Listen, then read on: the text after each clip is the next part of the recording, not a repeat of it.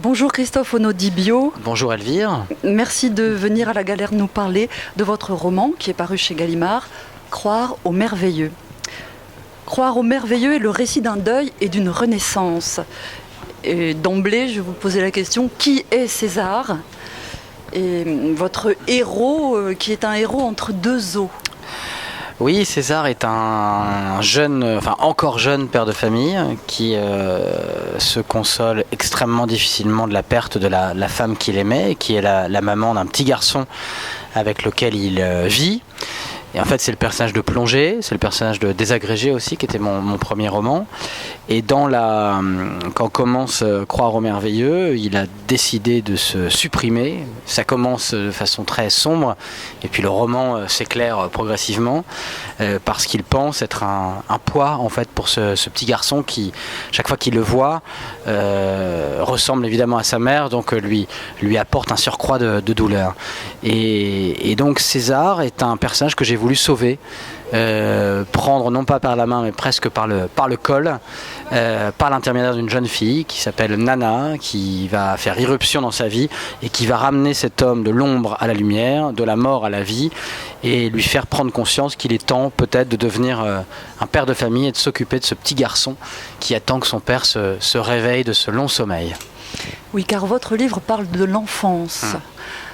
C'est ça le merveilleux en fait, croire au merveilleux. Le merveilleux, c'est à la fois ils ont tout cet aspect de la vie qui est l'imprévu, qui est l'invisible peut-être, mais c'est aussi pour moi le monde de l'enfance. Quand on regarde un enfant jouer par exemple, on voit à la fois sa grande concentration et puis sa faculté à poser des questions, à s'interroger sur le monde, et c'était aussi je ne vais pas parler de message du tout, mais en tout cas pour le personnage, il est nécessaire de voir autre chose que ces aspects extrêmement noirs de la vie, et c'est aussi une façon de l'aiguiller vers la beauté, vers le corps aussi qu'il avait oublié. Donc c'est vraiment une forme de résurrection qui passe par parce que ça j'y crois assez profondément. Je pense qu'on est sauvé par l'enfant qu'on était. Je pense qu'il est très important en tout cas pour lui ça l'est, et c'est ce que va faire d'ailleurs cette jeune fille, essayer de réveiller l'enfant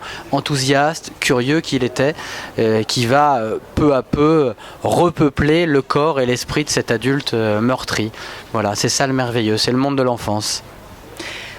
César est un voyageur et il voyage dans le temps aussi, avec la littérature.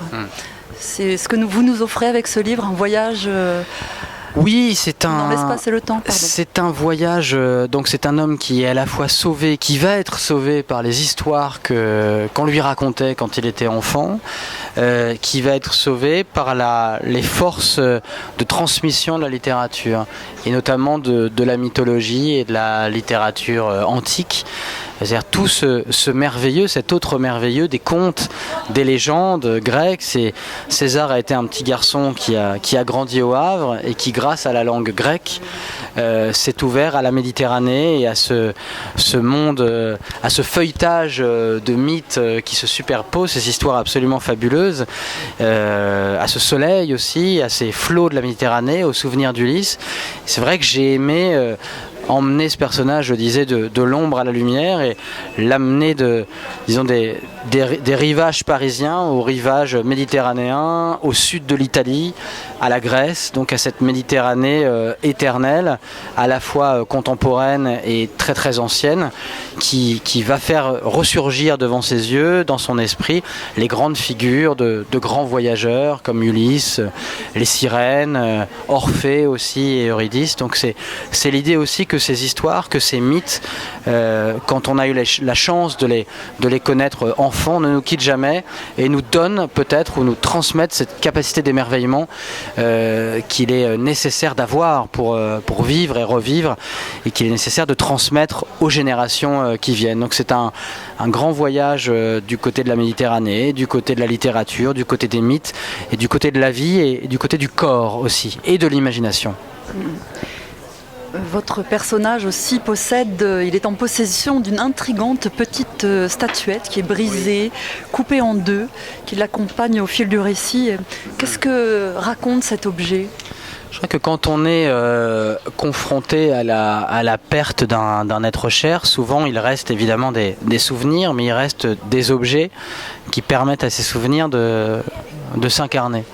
César est persuadé d'avoir fait une faute, c'est-à-dire d'avoir laissé cette statuette qu'il avait achetée avec Paz, la femme qu'il adorait, a été brisée et il n'a pas pris le soin, le temps de réparer cette statuette. Et comme tous les gens qui sont en détresse terrible, il se dit un petit peu follement, un petit peu naïvement, mais le merveilleux c'est aussi ça, si je répare cette statuette, j'apaiserai peut-être cet esprit de Paz et j'apaiserai cette culpabilité.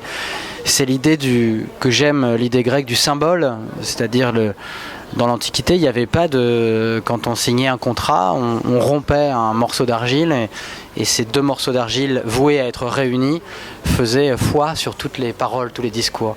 Et César, un peu naïvement, un peu follement, se dit que en réparant cette statue, en retournant dans les lieux mêmes de l'amour, redemander à ce sculpteur qui a fait cette statue de la réparer, eh bien quelque chose adviendra. Alors ça ne va pas se produire tout de suite, mais quelque chose se produira à la fin du livre. Petite question peut-être plus sur la façon d'écrire. Comment est-ce qu'on met à distance l'émotion, parce que vous parlez de suicide oui. et de ce deuil aussi.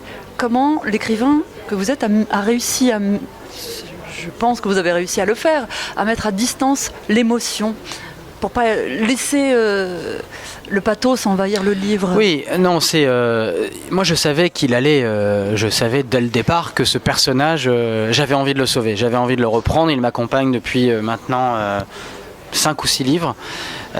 J'ai grandi avec lui. César, c'est une façon, je ne vais pas parler de double ni d'alter ego, mais c'est un personnage frère qui m'accompagne, dans lequel je peux projeter un certain nombre de choses, mais qui a sa vie propre, et j'avais envie de le sauver. J'avais envie qu'il puisse profiter du regard, de la compagnie, de l'amour de ce petit garçon, et c'est pour ça que j'ai énormément, quand vous parlez d'émotion, d'écriture, j'ai énormément voulu travailler et écrire les passages où il regarde enfin cet enfant, le corps de cet enfant, où il passe la main dans la chevelure de cet enfant, il regarde ce petit être qui a besoin de lui.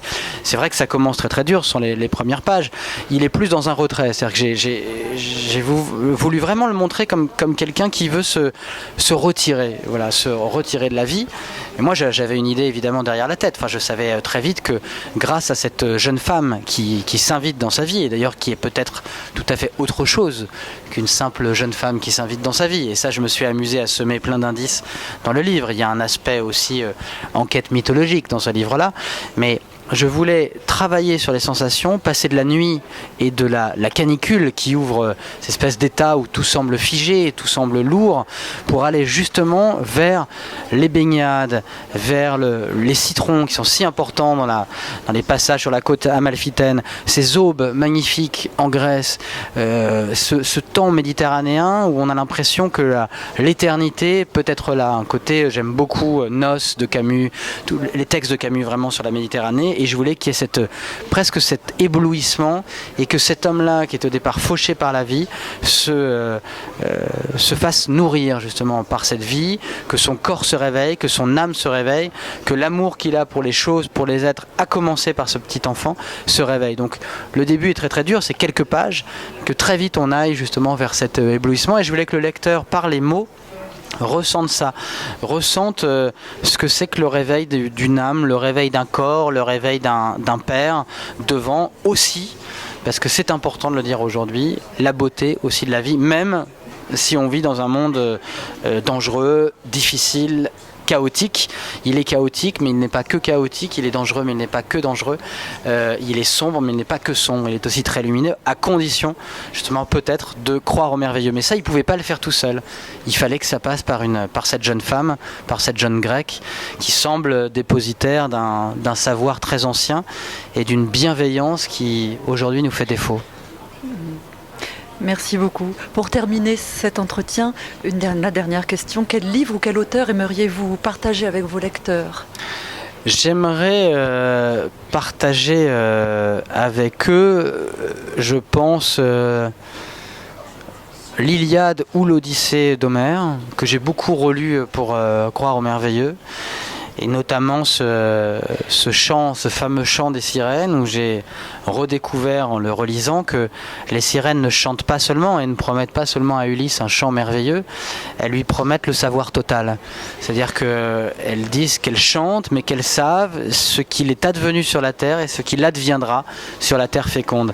Et tout ça nous dit aussi que les Grecs, bien avant nous, savaient que dans la littérature se cache aussi le rêve d'un savoir total. C'est-à-dire que la littérature n'est pas simple divertissement, mais aussi un outil d'enrichissement, un outil de merveilleux. Et le merveilleux, c'est ça, c'est disons le grand charme de la distraction et du voyage, du partir ailleurs, mais aussi de l'agrandissement de ce qui fait la beauté de l'être humain, c'est-à-dire cette quête de savoir et d'amour absolument insatiable.